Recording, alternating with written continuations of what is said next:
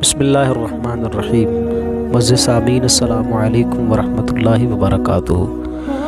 آج میں جس موضوع پر آپ کی توجہ چاہتا ہوں وہ بہت ہی اہم موضوع ہے اور وہ ہے اخلاص۔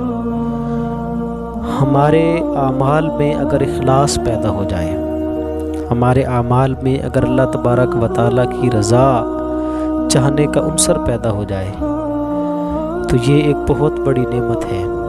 جس کو یہ نصیب ہو جائے تو اس دنیا میں بھی اس کو فلاح و کامیابی ملتی ہے اور آخرت میں بھی اللہ تبارک و تعالیٰ اس بندے کو فلاح و کامیابی سے نوازتا ہے۔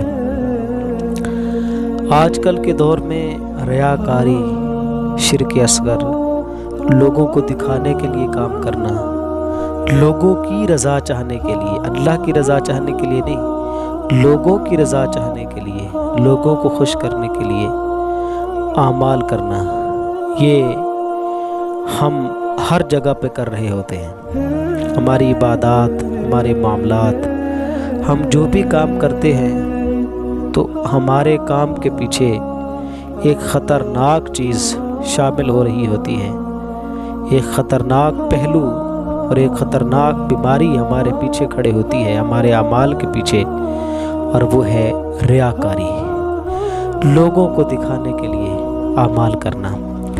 جب ہم لوگوں کے لیے اعمال کرتے ہیں، لوگوں کو خوش کرنے کے لیے، لوگوں کو دکھانے کے لیے کہ لوگ ہماری واہ واہ کریں، لوگ ہم سے خوش ہوں، تو پھر ان اعمال کا کوئی فائدہ نہیں ہے۔ اس دنیا میں بھی ان کا کوئی فائدہ نہیں اور آخرت میں بھی وہ اعمال جو ہم نے ادھر کیے ہوں گے اللہ تبارک و تعالیٰ ان کو قبول نہیں فرمائے گا۔ اسی لیے ہمیں اپنی زندگیوں میں اخلاص پیدا کرنا ہے، ہمیں اپنی زندگیوں میں اللہ کی رضا چاہنے کے لیے سارے کام کرنے ہیں۔ ہمیں اپنی زندگی میں اس پہلو کو بہت اہم جاننا ہے کہ ہم جو بھی کام کر رہے ہوں اس کے پیچھے ہماری نیت یہ ہو کہ یہ کام میں صرف اور صرف اللہ تبارک و تعالیٰ کی رضا چاہنے کے لیے کر رہا ہوں۔ محترم سامعین، اللہ تبارک و تعالیٰ نے قرآن پاک میں ارشاد فرمایا قل ان صلاتی و نسکی و محیای و مماتی للہ رب العالمین۔ فرمایا کہ اے محبوب فرما دیجئے، میرے غلاموں، میرے محبوب اپنے غلاموں کو فرما دیجئے، ان صلاتی و نسکی، بے شک میری نماز اور میری عبادات، و محیای و مماتی، اور میرا زندہ رہنا اور میرا اس دنیا سے جانا، فرمایا کہ یہ صرف اور صرف اللہ تبارک و تعالیٰ کی رضا چاہنے کے لیے ہے، یہ اللہ کو خوش کرنے کے لیے ہے۔ محترم سامعین، دیکھیں قرآن پاک ہمیں یہ بتا رہا ہے کہ اگر ہم عبادات بھی کریں، نماز بھی پڑھیں، تو ہمیں اپنی نیت کو اچھا رکھنا ہے، لوگوں کو دکھانے کے لیے، لوگوں کو خوش کرنے کے لیے کہ یہ لوگ میرے بارے میں اچھا خیال کریں، تو پھر ہمارے ان اعمال کا کوئی فائدہ نہیں ہوگا۔ ہمیں صرف اللہ کی رضا چاہنے کے لیے عبادات کرنی ہے۔ آپ دیکھیں کہ اسلام کتنا خوبصورت دین ہے۔ محترم سامعین، اسلام نے انسانوں کو پتھروں سے بچایا، اسلام نے انسانوں کو دریاؤں کی عبادت کرنے سے بچایا، اسلام نے انسانوں کو آگ کے آگے جھکنے سے بچایا۔ اسلام کتنا خوبصورت دین ہے، ایک واحد رب کے سامنے اسلام ہمیں جھکاتا ہے۔ تو جس طرح اسلام ہمیں معبودان باطل سے بچاتا ہے، اسی طرح اسلام ہمیں یہ کہتا ہے کہ ہم اپنی نیتوں کا قبلہ بھی درست کر لیں، ہم اللہ تبارک و تعالیٰ کی رضا چاہنے کے لیے ہر عمل کریں۔ یار، جس رب کی ہم عبادت کرتے ہیں اس رب کی رضا چاہنے کے لیے ہم عمل کیوں نہیں کرتے؟ جب ہم اس کی عبادت کرتے ہیں تو اس رب کی رضا چاہنے کے لیے ہی اس کی عبادت ہونی چاہیے، نہ کہ لوگوں کو دکھانے کے لیے ہم اس کی عبادت کریں۔ تو ہمیں اس سے بچنا ہے، دکھاوے سے بچنا ہے۔ آپ دیکھیں نا محترم سامعین، اگر کوئی شخص ساری زندگی نیک اعمال کرے، روزے بھی رکھے، حج بھی کرے، نمازیں بھی پڑھے، خیر اور فلاح کے کام بھی کرے، لوگوں کی مدد بھی کرے، لیکن اگر پیچھے عنصر ریاکاری کا ہے، پیچھے اس کی نیت ٹھیک نہیں ہے، تو محترم سامعین اس کے اعمال کا کوئی فائدہ نہیں ہے۔ میں آپ کو اس کی دلیل حدیث شریف میں بتاتا ہوں۔ نبی کریم علیہ الصلوۃ والسلام نے فرمایا کہ قیامت کے دن ایک شہید کو اللہ تبارک و تعالیٰ کی بارگاہ میں کھڑا کیا جائے گا، اور اللہ تبارک و تعالیٰ فرمائے گا کہ اے میرے بندے، میں نے تیرے اوپر نعمتیں کی اور تو نے اس کا بدل مجھے کیا دیا؟ تو وہ بندہ کہے گا یا اللہ، میں نے تو تیرے لیے اپنی جان بھی نچھاور کر دی، یا اللہ میں نے تو تیری رضا چاہنے کے لیے اپنی جان بھی تیرے اوپر وار دی۔ تو اللہ تبارک و تعالیٰ فرمائے گا کہ یہ تو نے میرے لیے نہیں کیا تھا، بلکہ اس کے پیچھے تیری نیت یہ تھی کہ لوگ میری تعریف کریں گے، لوگ مجھے شہید کہیں گے اور لوگ مجھے بہادر کہیں گے۔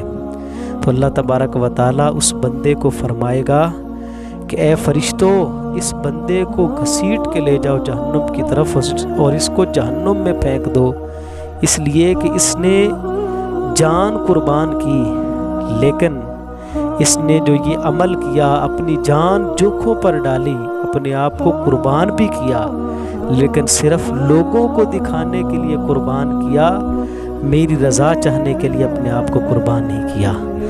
اللہ اکبر۔ اسی طرح ایک بندے کو اللہ تبارک و تعالیٰ کی بارگاہ میں پیش کیا جائے گا، تو اللہ تبارک و تعالیٰ اس سے پوچھے گا اے میرے بندے، میں نے تیرے اوپر نعمتیں کی تو تو نے ان نعمتوں کا صلہ مجھے کیا دیا؟ تو نے کیا عبادات کی؟ تو وہ بندہ کہے گا یا اللہ، میں نے تعلیم حاصل کی، میں نے علم دین حاصل کیا، اور پھر میں ساری زندگی لوگوں کو پڑھاتا رہا۔ تو اللہ تبارک و تعالیٰ فرمائے گا کہ تو نے جو لوگوں کو پڑھایا وہ صرف میری رضا کے لیے نہیں پڑھایا، بلکہ وہ تو لوگوں کو دکھانے کے لیے کہ لوگ مجھے اچھا قاری کہیں گے، لوگ مجھے اچھا عالم دین کہیں گے، لوگ مجھے اچھا مقرر کہیں گے، لوگ مجھے اچھا مبلغ کہیں گے۔ تو نے تو یہ صرف اسی لیے کیا تاکہ لوگ میرے سے خوش ہو جائیں، لوگوں کے سامنے میری ایک عزت ہو، لوگوں کے سامنے میں ایک باوقار شخص ٹھہروں۔ تو اللہ تبارک و تعالیٰ فرمائے گا کہ اے فرشتوں، اس بندے کو گھسیٹ کے لے جاؤ اور جہنم میں پھینک دو۔ استغفر اللہ۔ اسی طرح اللہ تبارک و تعالیٰ ایک بندے کو اپنی بارگاہ میں بلائے گا اور اس بندے سے پوچھے گا اے میرے بندے، تو نے میرے لیے کون سا عمل کیا؟ تو وہ عرض کرے گا یا اللہ، تو نے مجھے دولت عطا کی اور میں نے وہ دولت تیرے بندوں میں تقسیم کی، میں تو اتنا بڑا سخی تھا، تو نے جو عطا کیا میں نے لوگوں میں تقسیم کر دیا۔ تو اللہ تبارک و تعالیٰ فرمائے گا تو نے وہ صرف میری رضا کے لیے نہیں کیا، بلکہ تیری نیت یہ تھی کہ لوگ مجھے سخی کہیں گے، لوگ مجھے بہت بڑا داتا کہیں گے، لوگ مجھے کہیں گے کہ یہ بہت زیادہ سخی ہے، لوگوں میں تقسیم کرتا ہے، یہ اپنے پیسوں کو نہیں دیکھتا بلکہ لوگوں کی ضروریات کو دیکھتا ہے۔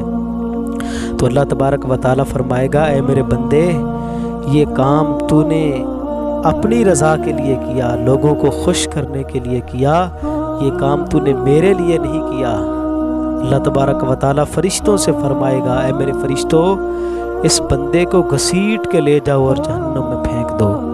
محترم احبہ، ہمیں اپنی نیتوں کا قبلہ درست کرنا ہے۔ ہم جو بھی کام کریں تو صرف اللہ کی رضا چاہنے کے لیے کریں۔ ہم جو بھی نیک عمل کریں، لوگوں کی امداد کریں، غریبوں کے دکھوں کو دور کریں، کسی کو پیسے دے دیں، کسی کی ضرورت کو پورا کر دیں، تو اس کے پیچھے ہماری نیت درست ہونی چاہیے۔ ایک مقام پہ اللہ تبارک و تعالیٰ نے ارشاد فرمایا کہ فمن کان یرجو لقاء ربہ فلیعمل عملا صالحا ولا یشرک بعبادۃ ربہ احدا۔ فرمایا کہ جو بندہ چاہتا ہے نا کہ وہ اپنے رب سے ملاقات کرے، اللہ اکبر، جو بندہ یہ چاہتا ہے کہ وہ اپنے رب سے ملاقات کرے، کتنے خوبصورت جملے ہیں، جو بندہ یہ چاہتا ہے کہ وہ اپنے رب سے ملاقات کرے، تو فرمایا دو کام کر لے، ایک تو اپنی زندگی میں اچھے عمل کرے، اور دوسرا وہ جو بھی عمل کرے اس میں کسی غیر کو شریک نہ ٹھہرائے، وہ لوگوں کو دکھانے کے لیے نہیں بلکہ اپنے رب کو راضی کرنے کے لیے وہ عمل کرے۔ تو فرمایا کہ جو بندہ یہ دو عمل کر لے گا، اپنے آپ کو اچھا بنا لے گا اور ریاکاری سے بچ جائے گا، تو اللہ تبارک و تعالیٰ قیامت کے دن اس بندے سے ملاقات فرمائے گا۔ مشکات شریف کے باب الریا میں حدیث پاک ہے، نبی کریم علیہ الصلوۃ والسلام نے فرمایا کہ جب قیامت کا دن ہوگا تو اللہ تبارک و تعالیٰ لوگوں کو جمع فرمائے گا اور ایک پکارنے والا پکارے گا، ایک پکارنے والا ندا دے گا کہ کہاں ہیں وہ شخص جنہوں نے کوئی عمل کیا اور وہ لوگوں کو دکھانے کے لیے کیا۔ تو کہا کہ آج وہ اس عمل کا ثواب بھی ان لوگوں سے لے جن کو خوش کرنے کے لیے اس نے یہ کام کیا تھا، جن کو دکھانے کے لیے اس نے یہ کام کیا تھا۔ تو محترم احبہ، ہمیں اپنی نیتوں کا قبلہ درست رکھنا ہے۔ اس لیے تو محبوب کریم علیہ الصلوۃ والسلام جب الحزن سے پناہ مانگتے تھے۔ عرض کی یا رسول اللہ صلی اللہ تعالیٰ علیہ وسلم، جب الحزن کیا ہے؟ تو محبوب کریم علیہ السلام نے فرمایا، اے میرے غلاموں، جب الحزن جہنم کی ایک وہ وادی ہے کہ جس میں ان لوگوں کو ڈالا جائے گا کہ جو ریاکاری کرتے تھے، جو لوگوں کو دکھانے کے لیے اعمال کیا کرتے تھے، اپنی عبادات میں بھی ان کی ریاکاری تھی، ان کے لوگوں کی مدد بھی کرتے تھے تو ان میں ریاکاری تھی۔ تو جب الحزن سے محبوب کریم علیہ الصلوۃ والسلام نے پناہ مانگی۔ اسی طرح محبوب کریم علیہ الصلوۃ والسلام نے ریاکاری سے بچنے کے لیے ہمیں ایک وظیفہ بھی عطا فرمایا کہ تم 3 مرتبہ یہ پڑھا کرو، اللہم انی اعوذ بک من ان اشرک بک شیئا وانا اعلم واستغفرک لما لا اعلم۔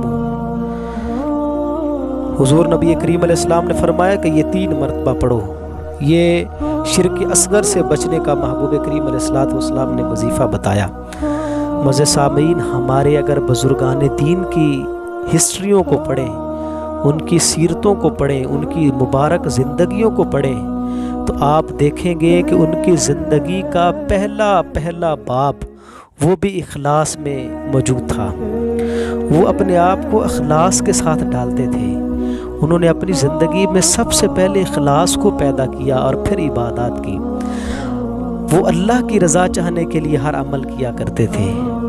حضرت سیدنا علی المرتضیٰ رضی اللہ تعالی عنہ کے ساتھ جب کسی بندے نے آپ کے ساتھ قتال کیا، آپ کے ساتھ لڑنے لگا، تو حضرت سیدنا علی المرتضیٰ رضی اللہ تعالی عنہ نے اس بندے کو پچھاڑ دیا۔ وہ بندہ نیچے تھا اور حضرت علی المرتضیٰ رضی اللہ تعالی عنہ آپ اوپر تھے۔ تو اس نے ایک گھٹیا حرکت کی، ایک نیچ حرکت کی کہ اس نے تھوک آپ کے چہرے مبارک پر پھینک دیا۔ تو حضرت سیدنا علی المرتضیٰ رضی اللہ تعالی عنہ کی مبارک ہستی کو پڑھیں، آپ کی اس مبارک عمل کو دیکھیں کہ آپ نے اس بندے کو چھوڑ دیا۔ تو وہ کہنے لگا کہ میں تو نیچے تھا اور آپ اوپر تھے، تو آپ نے مجھے چھوڑا کیوں؟ حالانکہ آپ تو مجھے قتل بھی کر سکتے تھے، آپ کے پاس موقع تھا۔ تو حضرت سیدنا علی المرتضیٰ رضی اللہ تعالیٰ عنہ فرمانے لگے کہ میں پہلے تجھے قتل کر رہا تھا تو اللہ کی رضا چاہنے کے لیے، لیکن جب تو نے میرے اوپر تھوک دیا تو پھر میرا نفس اس میں شامل ہو گیا، میرا غصہ اس میں شامل ہو گیا، تو اس لیے پھر میں نے تجھے چھوڑ دیا۔ گویا حضرت سیدنا علی المرتضیٰ ہمیں یہ بتا رہے ہیں کہ ہم جو بھی عمل کریں اللہ تبارک و تعالیٰ کی رضا چاہنے کے لیے کریں۔ پیارے دوستو، اسی طرح حضرت سیدنا علی المرتضیٰ رضی اللہ تعالیٰ عنہ کی طرح حضرت خالد بن ولید رضی اللہ تعالیٰ عنہ کا ایک واقعہ بھی سنیں۔ آپ جنگ لڑ رہے تھے تو آپ کو سپہ سالاری کا عہدہ دیا گیا تھا، لیکن جنگ کے دوران ہی آپ سے سپہ سالاری کا عہدہ لے لیا گیا۔ تو جب جنگ ختم ہوئی تو لوگوں نے آپ سے پوچھا کہ حضور، آپ جب سپہ سالار تھے تو اس وقت بھی آپ ایسے ہی لڑ رہے تھے، اور جب آپ کو سپہ سالاری کے عہدے سے ہٹا دیا گیا تو پھر بھی آپ اسی جرت مندی کے ساتھ لڑ رہے تھے۔ تو حضرت خالد بن ولید رضی اللہ تعالی عنہ نے خوبصورت جملہ فرمایا، فرمایا کہ میں پہلے بھی اللہ تبارک و تعالیٰ کی رضا کے لیے لڑ رہا تھا، چاہے میں سپہ سالار تھا پھر بھی رب کی رضا کے لیے لڑ رہا تھا، اور جب میں سپہ سالاری کے عہدے سے ہٹ گیا تو پھر بھی میں اپنے رب کی رضا چاہنے کے لیے لڑ رہا تھا۔ تو اخلاص بڑی دولت ہے، اپنے اندر اخلاص پیدا کریں۔ اخلاص پیدا ہو جائے نا تو تھوڑے اعمال بھی اللہ تبارک و تعالیٰ کی بارگاہ میں قبول ہوتے ہیں۔